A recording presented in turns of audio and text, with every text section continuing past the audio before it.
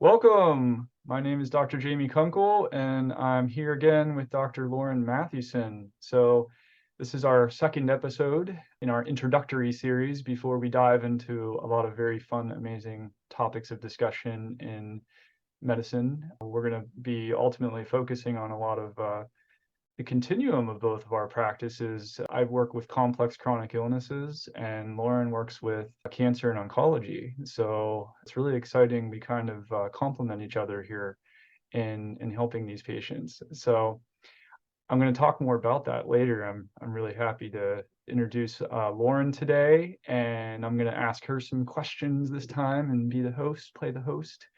And so we're just going to dive right in. So, Lauren, how are you doing today? I'm so happy to be here with you, Jamie. It's funny, even though I've known you for years, I'm excited to sit down and kind of get to know you and I better. It's so fun for me. It is really cool. And I'm so excited about the things that we get to talk about. So I'm delighted. Yeah. The feeling is mutual. Yeah. So how are you arriving today? Things in my world are good. The last, say, probably week and a half or 2 weeks has felt like just sort of one of those acceleration through space kind of episodes where things are coming at me fast and there's a lot of just kind of responding to the current stimuli. So ultimately really good. Our practice, we have so much exciting stuff going on in our practice, but it's holy cow, right? It is details and personnel and staff, and it's a blast, but it's a lot. Oh So yeah, yeah. running your own business is a lot of work for sure. Holy cow, not for the weak of heart, huh? I'm so No. thankful. I'm hooked in with the team I am. I'm so thankful to be at the clinic I'm in. It makes such a huge difference. But yeah. I always thought it was hard enough just to practice medicine, but then to also be a business owner and to wear those two hats and And probably multiple other hats at the same time. right, especially when small business is not my passion in the way that medicine is, right? So it's kind of like it's taking time away from what I really like doing, which is being with the patients and thinking about clinical cases. But the more success we have on the business side means that the more kind of headspace I can free up. It's an investment, it seems, and Holy cow. there are Yes. rewards, I think. Yes. I feel so, what I love about my current practice in part is I never wanted to practice medicine alone, right? Because I already know what I know. When I'm the only doctor in the practice, I'm not learning from anyone else. So I love kind of the team that we have going and bringing in new stuff. We were tinkering with some IV methylene blue this last week and just cool stuff. So Oh yeah. yeah, methylene blue is very interesting. I'm sure we'll be talking about that one at a later I know. date I for think sure. that's probably a whole episode itself. Yeah, absolutely. And I do agree. I really love the team setting, to be able to exchange ideas within a practice space and in different ways too. I mean, even not just medical, I think even in terms of like how we take care of these patients on multiple levels and how we create our spaces for them. And yeah, I Yeah. can't imagine just doing this all lone wolf, so to speak. Right. Yeah. Yeah. I like to dive a little deeper here. Always ask the question, what brought you to this profession? What brought you to natural medicine, integrative medicine, naturopathic profession specifically, Yeah. with all that comes with that? What brought you here? Yeah. Really good question. I have kind of a long, twisty road that it was one of those roads that while I was on it, didn't necessarily look like it was all going to knit together. And then I found natural medicine, and it was like all of my interests aligned in sort of one space and sphere. So I've always been very interested in medicine. And sciences. So the natural sciences, biology, and then just sort of human physiology has always been really interesting to me. So as I remember a funny story from when we were in elementary school. We had to do this year-long project, and we all got to pick what we wanted to do. And it was like just kind of trying to practice putting in a year's long worth of effort into any one thing, and this idea of sort of, becoming at a fifth grade level more of an expertise, and you're an expert in whatever field. And my classmates I remember picked like golf or like surfing, or one of my girlfriends picked Elvis to study for the whole year, and I picked cancer. Like yeah, right? What a fun 10-year-old, right?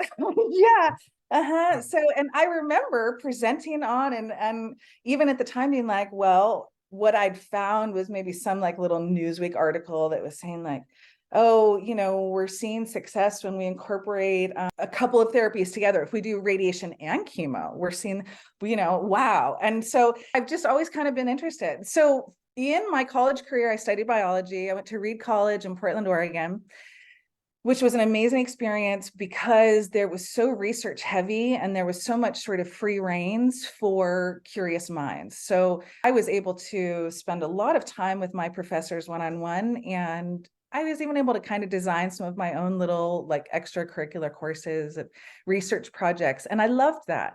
I graduated with my BA in biology, and not much of a plan, but I was in Portland, Oregon, and Oregon Health Science University was right up the hill there. And so I got a job as a lab tech, and I was a terrible lab tech. I was real bad. It took me about a year and a half in that lab full time to actually figure out what we were studying. It was so complicated. It was this DNA repair model through the model of Fanconi's anemia, and it was the DNA repair interaction, right? Which today is stuff I use all the time. So it's kind of, that's part of that, how I have managed to sort of come around and use knowledge, from being back in the lab 20 years ago. So I spent about 8 years in research lab, and I loved it. And research is a blast, but it is also a slow, boring blast. It's kind of like you're alone a lot, right? Which I'm a little more on the social end of things. At least I like social interactions and kind of a structured space. And then I like a lot of alone time, but just a ton of alone time was kind of a lot for me in the lab. And also I always had this feeling that I wanted to be able to kind of participate in people's well-being. And on the lab side of things, you're like, well, ultimately, what we're doing on the bench might wind up in a clinical research trial. This might turn into a drug that helps someone. This might ultimately help someone down the road, but you don't see it. Yeah, so yeah, and also the other thing was, I knew that I didn't want to necessarily become a PI in a laboratory, because they don't get to do the bench work anymore. And that's what was interesting to me, is actually asking the questions, designing the projects, and doing the projects with my hands on the bench. So the folks at the top end, all they're doing is writing research grants and kind of scrambling to keep their lab funded and publish. And so I knew I didn't want to go that route. But then I also saw the careers of folks that were doing lab research on the bench for a long time. Maybe they had masters or they were lab managers, and folks kind of past their mid-40s were not happy with what they were doing anymore, right? And I was like, okay, there doesn't appear to be longevity here, right? I had always been interested in medicine, like I said, and I kind of hit this point where I'd left Oregon. I moved down to UC Davis, and I was managing a lab in the vet school there, and that was so fun and so interesting. And also, but I sort of started hitting that, like, getting restless. It's time for me to go back to school. And I started applying to conventional medical schools. I took my MCATs, I did the whole thing, and I was in the application process. I'm writing the essays, I'm doing it. And I sort of had this moment, I call it my moment of epiphany, but it was this moment of realization where I was like, I don't really know that I can make a career out of telling people to do something with their health that I'm unwilling to do with my own. Specifically, I don't want to sling pills. I think there's more to wellness than a prescription pad. And what I saw at that time, was that most of doctor-patient interactions involved a piece of paper and a prescription, and there wasn't a whole lot of emphasis on lifestyle or nutrition or the things that actually make up the bulk of our wellness.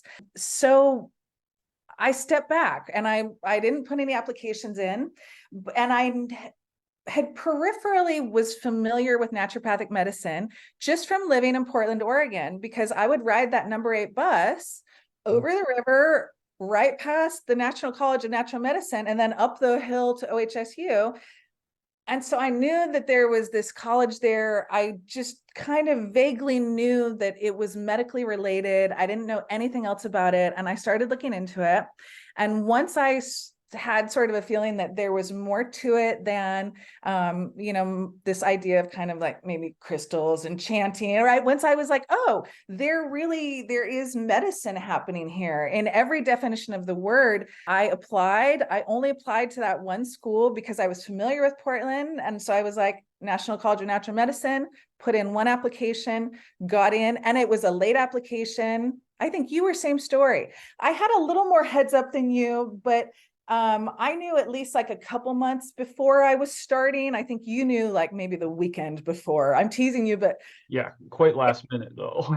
yeah. So kind of similar story. And I'd never been to see a naturopathic doctor. How about that? Right. Yeah, I jumped full in, and the amount of student loans we sign off on to jump into this career, having never actually seen a naturopath, a little crazy. bold. Old. And it's funny is the bulk of my classmates had never seen a naturopathic doctor either, right? So our first probably couple years in school, I think, was really kind of spending a lot of time relearning this idea that there is medicine outside of what is held in the conventional world that works, Yeah, right?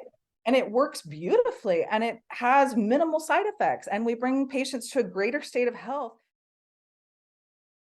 So our first probably couple years in school, I think, was really kind of spending a lot of time relearning this idea that there is medicine outside of what is held in the conventional world that works, yeah. right?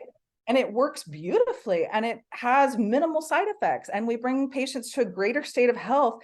But having had no experience of my own health journey, is when I was a little kid, I had a lot of like viral illness, and I kept getting sick, and my pediatrician kept throwing antibiotics at me Hmm. without doing any sort of repair of my microbiome on the other side. So I'd feel better on the antibiotics. They're anti-inflammatory. I'd feel better while I took them. My head cold would clear up.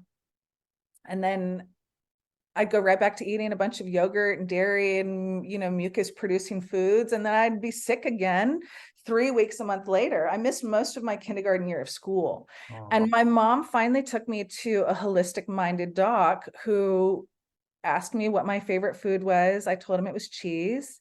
And he was like, "You cannot eat dairy anymore, little girl." Right? Stole it. And oh, I grieved. And he was right. So I don't have a lactose sensitivity, but I am dairy sensitive. And that over mucus production had just had me so sick. So I knew from the time I was little that changing my diet could affect how I felt. And I think that was probably like my one grain of what carried me through into naturopathic medicine with belief, right? Is that we can change how we feel based on what we're eating or what's going on in our environment, even though our conventional world isn't emphasizing that with us at all. oh, that's great. It's so funny. I had a lovely lab story similar to yours. I was working in a microbiology lab that was dealing with really complicated cell trafficking. So, like what's going inside of the cell and coming out of the cell. Yeah, It's so hard to see where that was relevant, but it would have been later. It's like yeah, interactions yeah, of like Roby, protein. It's totally, so funny. totally. So yeah, I felt the same way. I was like, where's the relevance of this? And then I slingshot myself into like a neuro lab, but then, that was kind of the Yeah, same idea. I'm studying rat brains or something and, neural networks in rat brains. I was like, it'll eventually have some human applications, but maybe not because rat brains are different than human brains in a lot of ways. We're pretty complicated. true, very true. And So on one hand, like it was so exciting to be on the very cutting edge of those discoveries, right? Where you're sure. like, we're asking these questions because we don't know, right? It's literally like, does this protein complex, when we have this, exogenous DNA damage, the complex that comes together, what other proteins are they recruiting to the area that's part of this? Right. And we're just like, then again, this was early 2000s. We did not know. So it was super exciting. in this very academic, deeply boring way, right? Where you're like, no one knows this. And then you get results and you're like, this is incredible, right? That we have, yes, like this protein interaction does occur. And we finally have the Western blot. And I, incidentally, in this one lab I was in, I was handed this total shot in the dark project because I was the brand new undergrad, right? Who again had no idea what was going on, but was excited to be there. I had enthusiasm. I did not have skills, and the skills came. So they gave me this project that was just like, this is never going to work. It worked, and we published on it. Wow. And it turned out to be pretty exciting. And it's kind of funny. I still get little notices from like academia.edu where it's like, oh, yeah, your paper has been cited. I was a minor author on it, but I was the hands that pulled that first Western blot, and it was cool. That's awesome. Yeah, I think I have. You're also like, right? You're like, yes, yes. And you're like, but maybe getting one exciting result every like 5 to 7 years, I can't make a career out of doing this. Like the rest of the time is drudgery. And I also found out from my lab manager at that time, our lab, I haven't been in the lab for so long. It was very male heavy. There were very few females in the lab. And so that was kind of a tough environment for me. I went to all girls Catholic boarding school for high school. So I was used to this very strong female environment. So it was kind of surprising. The lab was my first real exposure to this idea that maybe women can't think as critically as men. And I was shocked, right? Sure. Yeah, that also inspired me to get out of there. But I also learned that we were spending as much per week in that lab on plastic disposable materials as we were my salary. Wow. And there was no hope of me getting a raise. This is oh my gosh, yes, the waste. You couldn't demoralize me anymore, right? And I'm an environmentalist, like, and you can't recycle these things because they're all biohazard. So it's a lot. Mm-hmm. Yeah, no doubt. Imagine. So, well, thank you for sharing. This is really interesting. So I myself, of course, work in complex chronic illnesses as well, but I don't really work with the cancer part so much. I try to prevent them from getting to that point, hopefully. What brought you to working with cancer itself? Because it presents its own unique challenges for sure. I mean, it's like if complex chronic illnesses aren't hard enough, now you're dealing with sometimes even, terminal illnesses or illnesses with not a great maybe we don't know what the prognosis really is, and sometimes they're not great. There's still a lot we can do for this. So, yeah. What brought you to that particular field of study and practice? It's a really good question. I don't know that there was ever any one thing that was like, I'm going to go really focus and specialize and study cancer to almost, the exclusion of that's what the bulk of my practice is going to be. I have my own personal cancer story in my family, and I lost my grandmother to breast cancer. She had her first little lump when I was in high school, had a lumpectomy, bunch of radiation, was offered some hormone modulating meds after the fact. She didn't take them. She didn't like the side effects. And then nothing for 10, 12 years, and then had a recurrence. And it was metastatic. It had spread. It was pretty much everywhere by the time she found it. And there wasn't a whole lot, she declined chemotherapy. She was just sort of was given a short amount of time and wanted to spend that time with grace, which I absolutely respect. And when she had her recurrence, I was in medical school. So I was in year 3 of my 5-year program.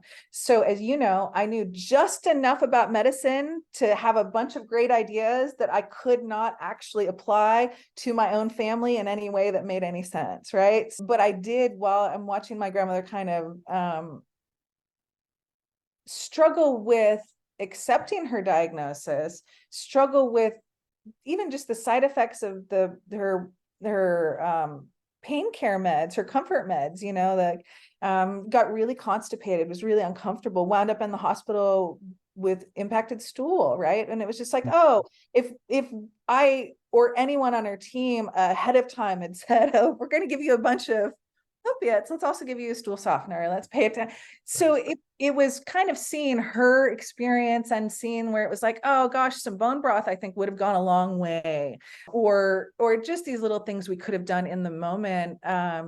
Always kind of stayed with me. Sure. Once I got into practice, spent my first couple of years just doing very general stuff with no intention of really specializing yet, and then joined the clinic that I met you at up here in Northern California. And coincidentally, the doctor who I was being hired to replace was the cancer specialist. And she was leaving to join another practice. And then there were all these cancer patients left. And so I basically joined the practice and was kind of offered this, like, well, we can send you to some seminars and we can get you up to speed in the oncology world if you're willing to take on these patients. So I sort of walked into a just add water situation. It also meant I had to get up to speed really fast, because all of a sudden I had a bunch of folks who were at all stages of treatment, diagnosis, not a bunch, but some residual, a bunch for me. And I had to get really hip really fast to what they were already doing, what they could, how we could adjust those treatment plans. So I learned a tremendous amount of how to support our oncology patients from my predecessor's chart notes, right? Dr. Young, who I work with now, so much I learned just from reading her notes and figuring out why she did that. And then going back to the textbooks and the, Neil McKinney's textbook. And what are my other ones? The really foundational, the Lisa Auschler, the Definitive Guide to Cancer, Paul Anderson's books, the Think Outside the Box. And then, of course, kind of through all of that, being in the integrative oncology world for a few years, then kind of got into this metabolic approach to cancer and did that additional training with Dr. Winters, which our whole clinic has done that training now. So we're all metabolic approach practitioners, which is Right on. Dr. Alden finished hers. Nikki was cohort 1, I was cohort 3, and Dawn was cohort 5. Oh, wow. Yeah, I didn't know that Dr. Alden had done that, Don. Yeah, that's awesome. Yeah. I hear really good things about that particular training. Oh, it's tremendous. So yeah, I imagine this is quite challenging in any field, honestly, but with any complex chronic oncology included, how do you have to really be almost constantly learning, and you have to be willing to sort of change your models and paradigms. How do you personally navigate that space? Because it's can be a little overwhelming sometimes. What I did last year, might be different than what I'm doing this year in And terms I of have to be philosophy or willing to have a conversation with the patient. Sorry to cut you off. I have to be willing to have a conversation with the patient and say, hey, I know I recommended this a year ago, but now I'm not recommending it anymore because I've read this and I've had these conversations and I actually don't think it's appropriate. Or in some regards, in the oncology world, it seems like things aren't moving quickly enough at all. And in other regards, things are moving really fast, right? So from the patient's end, it's like, we can't get enough new treatment options quickly enough. On the clinician's end, it's like, we're introducing new biologics, new treatments, new things all the time. And we're weaving in these new tools, and then we have to figure out how they fit into this sort of really complicated system we already have going. And then, as you know, with a complex chronic disorder, we have the mental emotional picture of our patients as well, because like the folks you see have been ill for a long time, and they very frequently have been failed by the medical system in a bunch of different ways by the time they land in your lap, right? Not intentionally. And then the folks I'm working with have just received this diagnosis that is rocked their world, right? So being able to show up and be present for my patients in a way that is holding their space without fear in the room, even though, right, this is a fearful situation.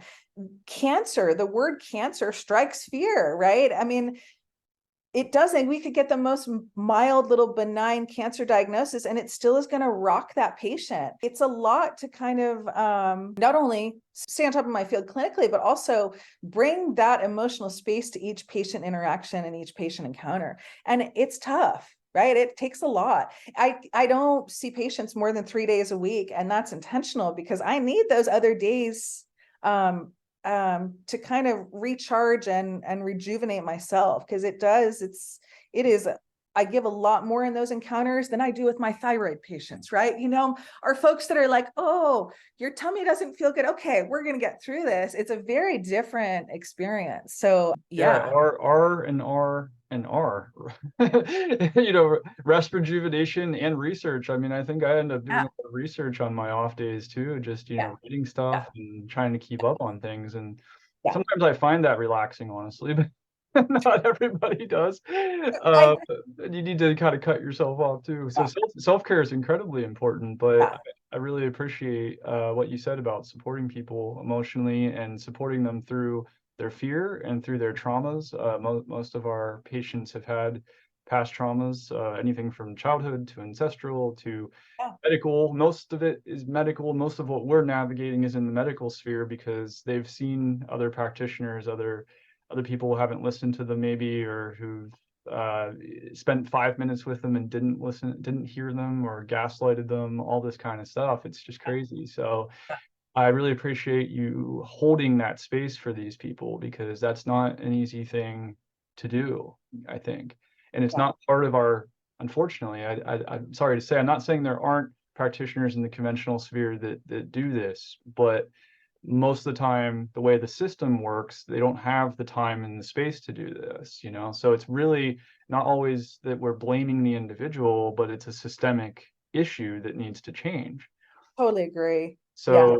that's, I so appreciate when I hear, people talking about this. Like I didn't ask you that question, you just brought it up, like Yeah.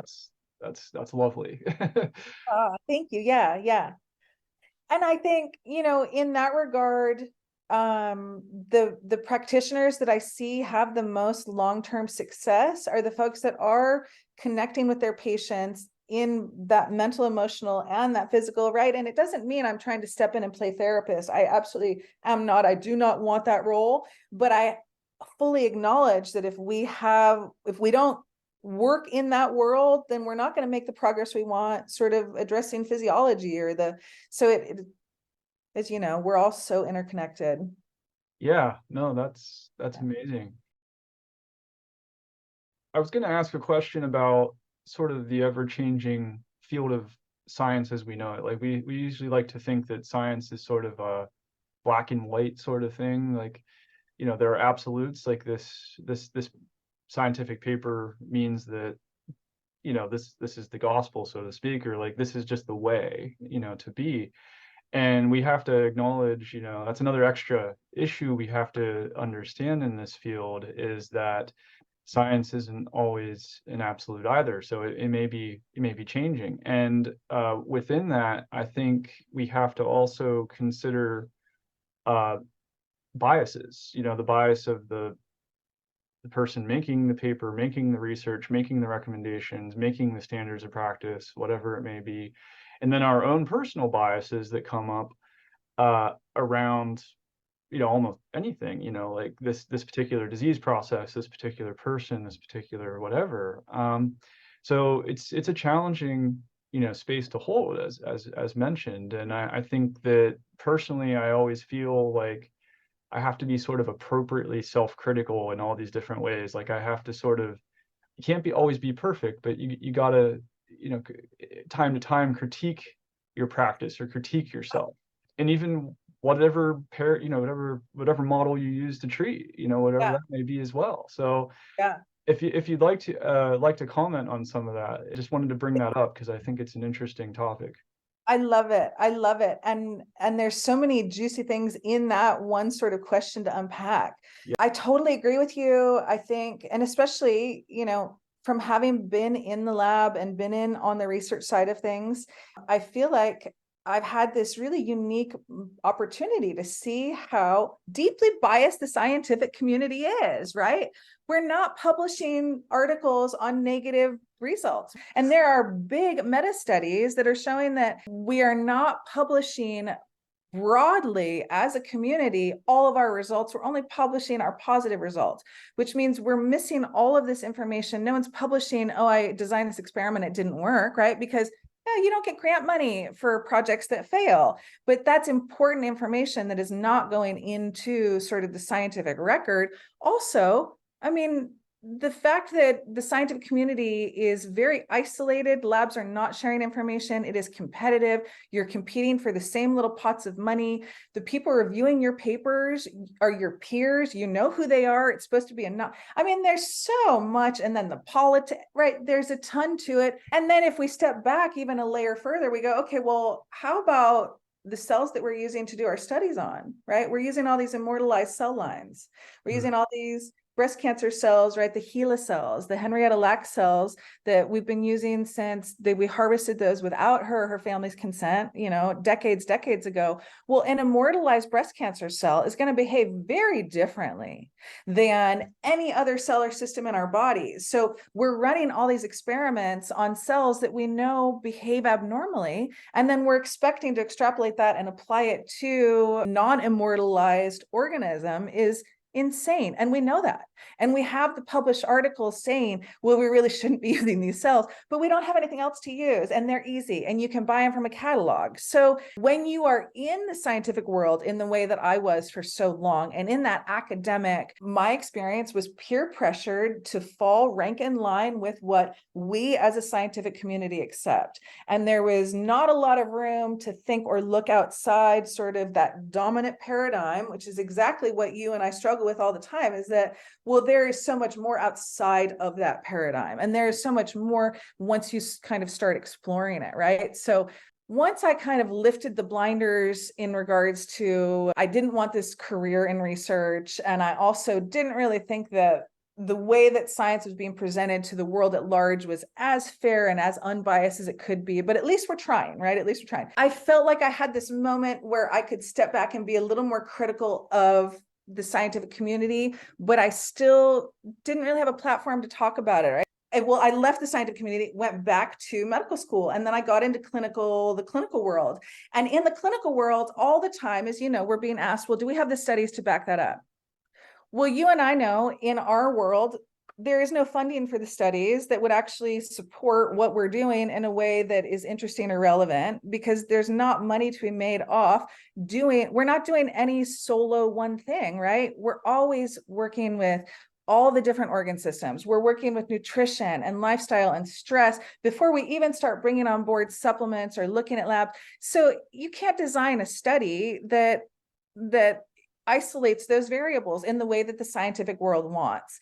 I outgrew the idea of feeling like I needed a study, or I needed to prove things to people, or I needed to demonstrate, or I feel like I've hit a point where I've been doing this long enough and I see our outcomes every day, where I don't, I just say like, well, I've seen this work, or I know that, I have confidence in this. So let's give it a try. And if it doesn't, we can come back to it. You have to step outside of this idea that there's only one way to examine the world. But even then, the scientific community, the whole idea of science is that it is a way to question what's going on around you, right? And it's not actually the theories or the dogmas or what you come out on the other side with. The whole kind of idea of being a rigorous scientist is that you're applying this critical thinking, you're going in, you're saying you've got this question, you're going to design a way to frame that so that you can really try to isolate just that question and address it. I think as naturopaths, what makes us so unique is that we have our naturopathic philosophy, which is very similar. It's not quite as geared toward critical thinking in the way that we kind of think of like designing a hypothesis and scientific theory is. But if you look at what unites all of us naturopaths, it is not our protocols or our beliefs or our lab testing. It's that we were all trained with this same philosophy. And while I was in school, I thought philosophy was like one of my most boring classes, right? Because I wanted to be doing the more interesting stuff. But the philosophy is what I think gives us our uniqueness, our creativity. I'm going to even see if I can repeat our tenets off to you. I know doctor is teacher, right? So education is huge for us. What are our other tenets, Jamie? Treat the whole person. Treat the whole person. Okay. So that one's super important. Remove the obstacle to cure, right? Whatever got that person sick, get them out of that circumstance. And if at the end of the day, I feel like any case we have, if you remove all of our different tools and you kind of come back to our naturopathic philosophy, you can make progress, which is amazing and lovely and gorgeous. And I think that's what is so exciting about naturopathic medicine, is that that fundamental training of what we all share is what's going to keep us interested and going. Yeah, that foundation is so important, and I think it leads to more success in practice ultimately, because we're kind of always asking these questions, and we're connecting the dots. We're connecting a lot of these complex systems together, and we're looking at their history. We're looking at etiology, pathogenesis, how a disease forms and starts. It's a really complicated process, and I think that the conventional science model of what's considered accepted research isn't able to really integrate this. It's very idealistic. Like, you can sort of simplify this process down to something that's black and white. There's double blind, placebo controlled trials for these things as an example, and that's the gold standard. Yeah. But in clinical science, it's way more complicated than that, and they say even that bench science lags about 10 years into clinical. And I think one of the reasons is that there's a lot of complexity in even integrating something that is found to be quote unquote true or exciting or appropriate within I guess, the clinical bench science interface of scientific papers and double blind, placebo controlled and all that kind of thing. So yeah, it's a very idealistic process. It just tries to sort of, fit everything into a nice box. But as clinicians, we have to think about a lot of things at any given time. And so, anecdote becomes kind of important. And I think case studies do become kind of important. I think that case studies should be taken as valid, or, that they're an important part of the process. And then they're supposed to lead then to the scientific papers, double checking them and stuff. But that's where we get ideas. And so we have to be innovative. We have to be pioneers to a degree. We have to really figure out how to kind of live on that. And of course, in the name of safety, safety is the biggest, how do I say, critique of naturopathic medicine and this philosophy of medicine. I mean, and if you'd like to, I'd like to hear your comment on why you think our medicine is safe. Isn't that so interesting? I agree. Safety is one of the biggest critiques that I feel like is sort of thrown at us. And the irony is that we know that, I mean, what is it, like the 5th cause of death in the United States is medical malpractice in a hospital, or it's mistakes in I mean, I'm exaggerating. It might be the 10th leading cause of death, but it is really high up there. We as naturopaths, we don't have numbers like that. We have side effects, but our side effects are good side effects on people, right? Our mortality rate is very, very, very, very, very, very low. So definitely, it's funny when there's this sort of idea of like, oh, you guys we're sort of like these dangerous renegades. And actually, at the end of the day, like, I'm super conservative with my patients. I'm watching their labs like a hawk, right? If anything starts to move sideways, I am on their case. I mean, so I think the great majority of us, if anything, are a little over cautious, and appropriately so. And it's important to note that one of our philosophies too is the therapeutic order of things, that we do not discount the importance or the placement of drugs, surgery, and higher interventional therapies, chemotherapy in the case of cancer, that I'm sure a lot of your patients are going through chemotherapy. A lot of them. That we don't discount that. It's just that we operate a lot over in these very foundational spaces and sort of work our way to meet these other spaces with people. Our higher level interventions are always going to be more effective if our foundations are in place, right? So any surgery for any patient ever, we're going to have better outcomes if that patient walks into it with a higher nutritional status, with lower systemic inflammation walking in, right? With good micronutrients on board, with a plan for adequate rest and repair and healing on the other side. Everyone agrees with that. I think sometimes oncologists, the oncologists in my area around here are not scared by me anymore, which is really, it's nice. I've made progress. Yeah. Some of them even send patients to me, which is amazing, right? Certainly, I think we're getting to a place where they are becoming a little more open-minded, but it took a long time of me being in this area and the local, conventional doctors seeing that I'm not telling their patients to not do chemo or to not do radiation or to not get their surgery. I'm saying, hey, if your oncologist who is treating your cancer says that this is your best option, I'm going to do everything I can to make sure that you have the very best outcomes and the least side effects, right? So that's super straightforward. And I do have some patients who they don't have any options left, right? They don't have chemo options, radiation's not an option. And what we're doing together in that case is we're saying, okay, no one knows how much time any of us have here, but we're going to make sure you feel as good as you possibly can during the time you have. And we're going to optimize you in every possible way. And, I have folks that wind up way outliving what they were given. Their prognosis, like just motoring along years after whatever. And I see it every day. And I don't think it is a miracle. I do think that is achievable. I don't think it's achievable for every cancer patient. We all have our own unique process and every cancer is unique in its own way. But I think there is a lot more that can be done to support folks as they're going through treatment, support folks on the other side of treatment. And then, like you see, a lot of your patients are on sort of that earlier end of things where if we don't deal with their complex chronic infections and whatever else they have going on that's keeping their immune system so distracted, they're going to wind up developing a neoplasm. They're going to wind up with some sort of little in a sense, an opportunistic cancer, right? Because their immune system was so distracted for so long. Yeah, it's really important to work in what we call the continuum here, and we're going to probably spend a whole talk on this sometime, really discussing that continuum, because what will happen a lot of times is if patients aren't treated early with a complex inflammatory illness, they have a risk of developing cancers, and that may be associated with infections and toxin illnesses and all these things sort of progressing into that. Yeah. And then if Lauren and the oncologists treat those people and then they go into remission, they have to work their way back too. And so there may still be post-cancer care that's needed to prevent them from falling back into that space.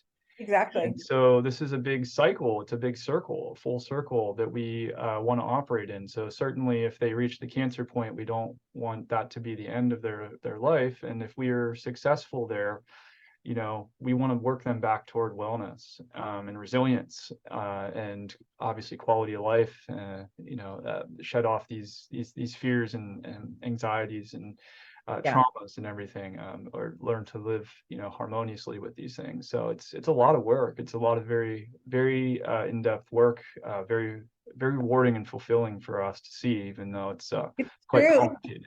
It's true. And what I always like to just really kind of remind patients too is that whatever effort from my end, they're the ones they're the ones doing the work, right? Absolutely. And it's so rewarding to be in those relationships where you feel like, you've got that sort of synergy, your teamwork's going, right? It's like, I love working with folks and we're making recommendations and they're seeing positive outcomes. And it's what a blast. And what an honor too. So it's really, I love what we do. Yeah.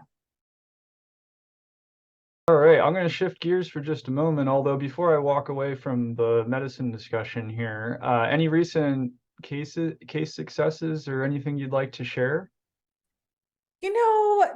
What comes to mind just off the top of my head is I've got this great gal. She is in her 70s. I feel like she's in the process of doing chemo right now. I think she's doing every 3-week infusions. She wasn't super interested in doing IVs with us. I talked her into doing hyperbarics. And what's so cute is she comes in with her daughter and they get in our hyperbaric chamber together. And so they're both getting a treatment, even though it's really specific for mom. I put mom in there fasting and she's having phenomenal outcomes. And her oncologists are telling her like, well, we don't know what you're doing, but keep doing it. Well, we're not. And then the last couple of visits I've had with her have been really short because she goes, I feel great. My labs look great. My markers are down. Everything's great. No one knows why this is going so well. And I love my hyperbaric treatment. So it's just, Isn't that adorable? It's very infrequent that she is an unusual patient for me because she is kind of only doing sort of one thing for the most part. She's done her nutritional stuff, but she mostly, what she's doing is hyperbarics and she loves it.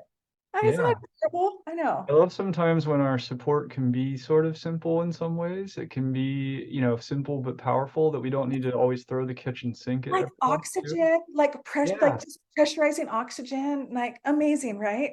Yeah, simple foundations, complex mechanisms, but Yeah. in Yes. some Yes. ways, simplicity. I love it. Yes.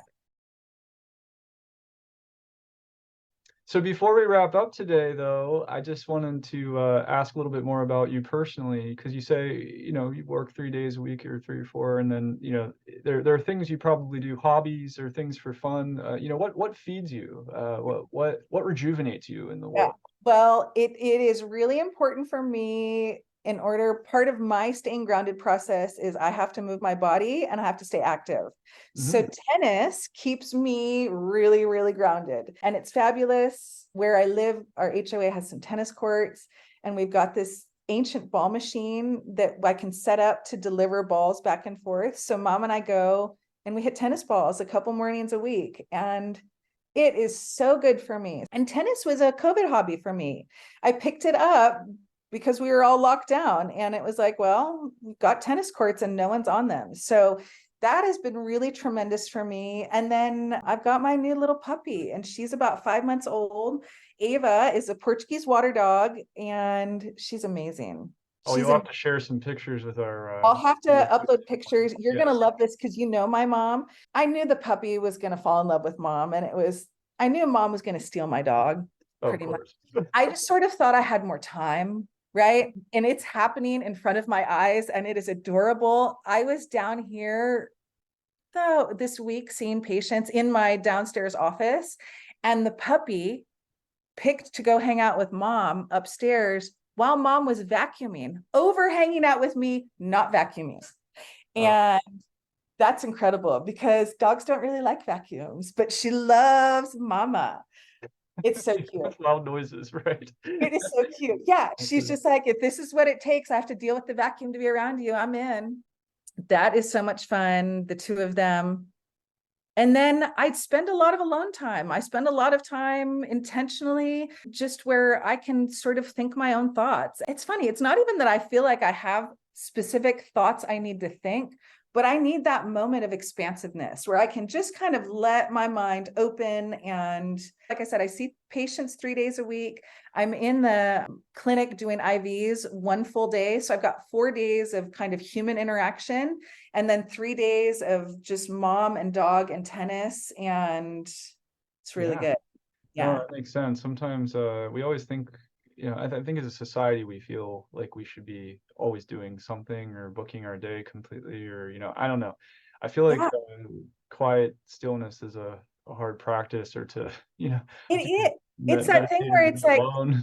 yeah, where you're like, okay, hurry up and relax, right? And Right. you're like, it doesn't quite work like that. Or there's that funny saying I like to use with patients, and I know I'm going to kind of mangle this, but it was basically like this idea of someone saying like everyone should meditate for half an hour a day unless you're too busy, and then you need to meditate for an hour a day, right? And it's just that not where it's like, you're right.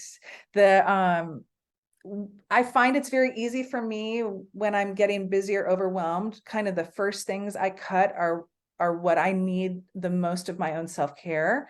And I've this has been a juggling act since I've been practicing medicine, where I know that in order for me to stay effective for my patients, I have to stay present for myself. And so it's hard to take that space and be like, I just need downtime and I just need to not look at my phone. In a way, it kind of feels selfish, but then you're like, this is actually what it takes for me to be the most effective for my community. So, Yeah. and I preach it to patients all the time. So I need to practice it, right? It's not fair if I'm not living the lifestyle that I'm pushing on others. So, Yes, you got to walk the walk, not or just at least try a try. little bit. I mean, and put Oh, that intention, and we can't all be perfect, certainly, but Amy, look who just showed up. Come here. oh, look, Just I think we have another guest today. Oh, there here her is. she is. Oh, so Ava. cute. Look at that. Oh, Oh, Poppers. Hi. got such beautiful hair. It She looks all gorgeous. stylish. I know. Beautiful little dog. Oh, that's awesome. All right. All right. So, thank you so much for this discussion today. This has been great. I always enjoy talking to you and learning more about you. You I taught me know. a few more things about yourself I didn't know. So I think every time we talk, we both can learn from each other in some I ways. love it. So I today love it. was all about you, though. So next time we're going to probably start diving into sort of the essence of what this experience is going to be about.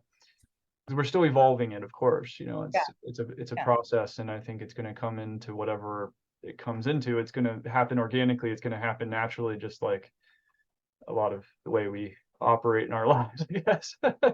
I love it. I'm So really excited. yeah, I'm really excited next time to introduce everybody to, what this thing's going to be called and what it really means. But I'm going to keep you all in suspense until then, because yeah, I'm just going to do that. So do you have any last thoughts for today? No, no, nothing specific. I agree. I love spending time with you, and I'm excited to keep kind of exploring, and it feeds my soul to connect with other docs like this. So it Yeah. gives me a little recharge, and I really appreciate it. So And I will give you a spoiler. I mean, eventually we're going to be bringing other docs on here too. So we're going to be interviewing other minds, and they're going to share some of their experiences and philosophies and thoughts with different subject matters. So it's going to be real fun when we have another space for all the practitioners and bringing more in. So we'll see how many we can bring in a session, I guess. So yeah, love it. Love it. all right.